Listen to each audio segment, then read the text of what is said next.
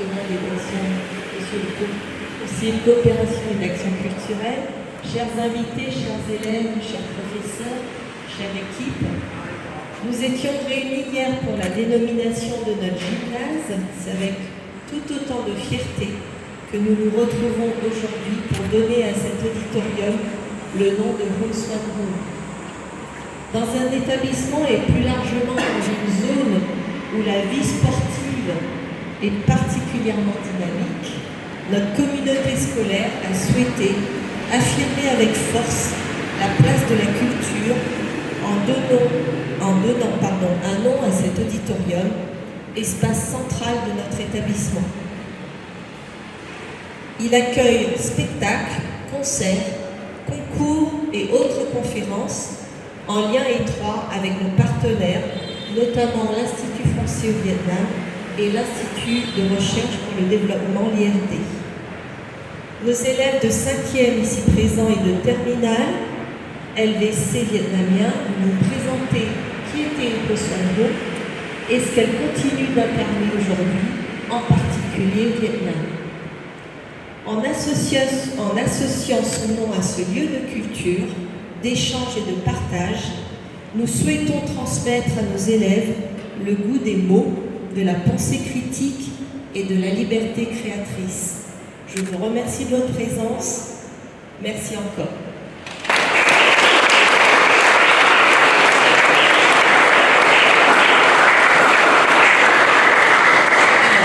Les élèves qui vont présenter l'exposition, les élèves de 5e, qu'est-ce qu'ils présentent?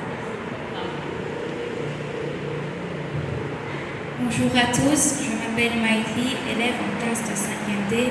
Aujourd'hui, je vais vous présenter le projet que nous avons réalisé autour d'une poétesse vietnamienne très célèbre et originale, souvent appelée la reine de la poésie Nom, Hoonswan Room. Elle a vécu entre la fin du XVIIIe siècle et le début du XIXe siècle, dans une société féodale en crise où les femmes disposaient de très peu de droits et de libertés. Malgré une vie personnelle très difficile, elle a su rester forte et indépendante. Elle écrivait principalement en écriture Nom afin de s'adresser directement au peuple. Ses poèmes s'articulent autour de 3 thèmes majeurs. Tout d'abord, elle exprime une voix de compassion et de défense des femmes en dénonçant les injustices et en revendiquant l'égalité. Ensuite, son œuvre est profondément lyrique car elle traduit des émotions intenses comme la tristesse, la solitude et le désir de liberté et de bonheur. Enfin, elle adopte un ton satirique en utilisant l'humour, l'ironie et les sous-entendus pour critiquer la société et ses injustices. Grâce à cette combinaison, son œuvre est à la fois touchante, vivante et engagée. Dans le cadre de notre projet, les élèves de 5e ont étudié plusieurs de ces poèmes et les ont transformés en calligrammes.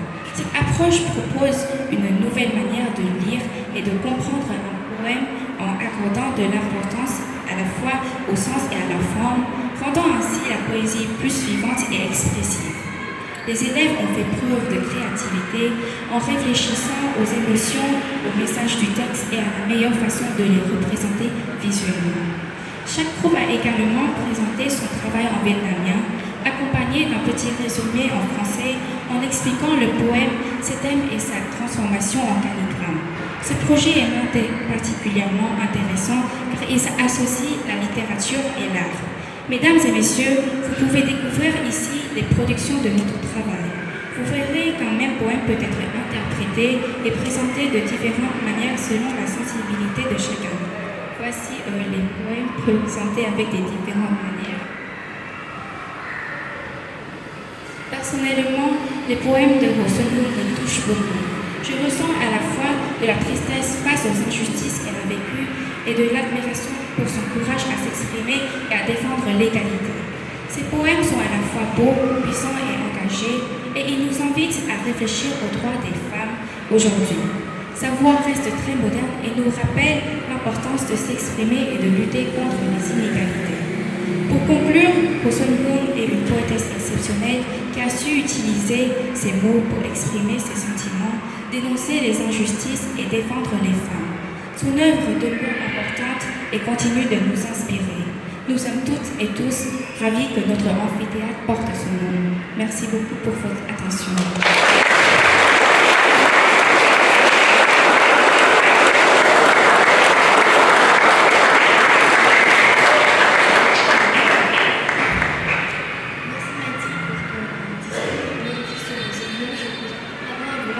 De l'écran pour découvrir la vidéo réalisée par les terminales de l'option FVC vietnamien sur Zoom.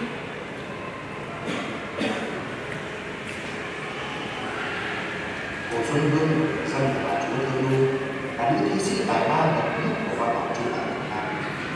Tình duyên của bà khá đồng thuận, hai vợ chồng như thế này. Bà nổi tiếng là xinh đẹp, thông minh, sắc sảo, phong tục, cá tính và tài ba. Trong những hoạt động Việt Nam của người dân, bà là hiện tượng rất nổi bật khi biết được trào phúng mà chữ chất và một chân gian. Rồi bật trong các tác phẩm thơ và nói tương cảm và thân phận họ những người cao vẻ đẹp và khát vọng hạnh phúc của họ. Trong những bài thơ đặc sắc của bà phải nổi tiếng được thực hiện trong chủ thơ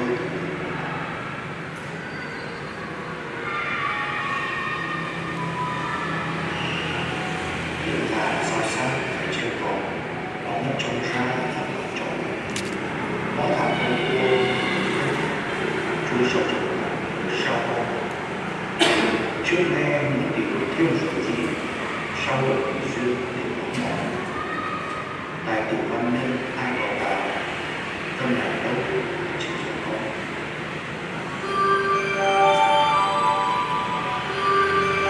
thơ hiện ra trong không gian khuya tĩnh mịch nơi tiếng hà vang vẳng thể hiện sự cô đơn và mối quan hệ của người phụ nữ lửa nghệ thuật lấy bật bản tính góp phần khắc sâu cảm giác chống trải vật thực hình ảnh mò thẳng trôi sầu của núi mô vừa tâm khăn ám ảnh diễn tả nỗi đau khổ sâu kín của duyên phận những phật vật tâm trạng bị cao đến mức rầu rĩ dần dần khi ý thức rõ sự bách bạc của tình duyên hôn tuy nhiên hai câu kết thể hiện thái độ bướng bỉnh bản lĩnh nhân vật trữ tình với tinh thần tài năng khát vọng hạnh phúc không chịu phải tổ chức sức phật nghệ thuật gieo đậm on độc đáo cả âm hưởng rồi lẽ là một vật cá tính mạnh mẽ và giá trị nhưng mà sâu sắc của tác phẩm.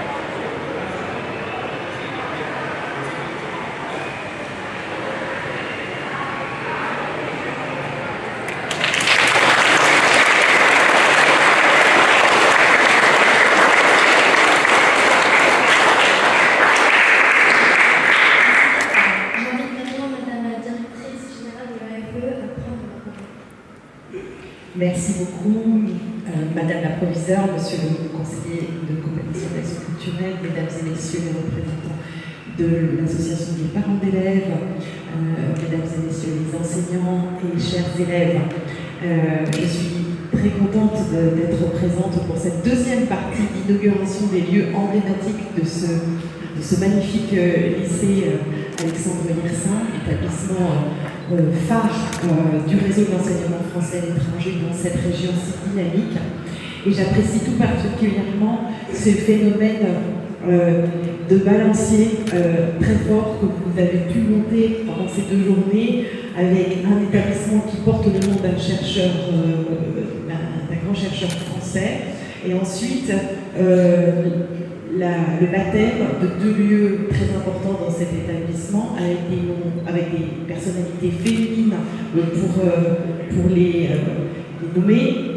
Et puis un autre mouvement de balancier entre la France et le Vietnam, puisque l'enseignement français à l'étranger a cette merveilleuse composante qui est d'être l'enseignement français, mais dans son contexte, et de prendre le meilleur du contexte dans lequel il se trouve, avec donc ici la littérature vietnamienne, et par la voix d'une poétesse de la fin du XVIIIe et début du XIXe siècle, qui a profondément ému les élèves par je pense que sa préoccupation de lutter contre les injustices. On sent bien, quand on est en 5e, quand on est en terminale, c'est quelque chose contre lequel on est particulièrement sensible, les injustices.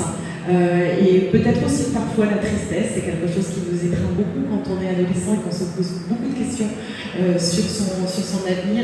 Donc merci beaucoup à ceux qui vous ont transmis le goût de la littérature, le goût de la poésie. C'est un passage, voilà, c'est ce qui rend votre métier, vous les enseignants, si fort, c'est de pouvoir ouvrir cet univers aux élèves. Et je vous félicite tous pour avoir choisi cette personnalité que j'emporte avec moi comme découverte. Et c'est aussi un des privilèges en tant que directrice générale de l'agence de découvrir cette richesse que nous apportons partout dans le monde. Merci.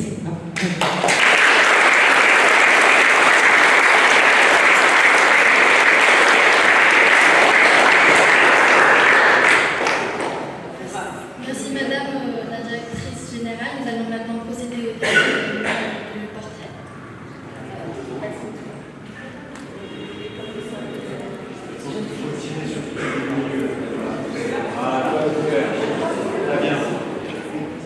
Bình An.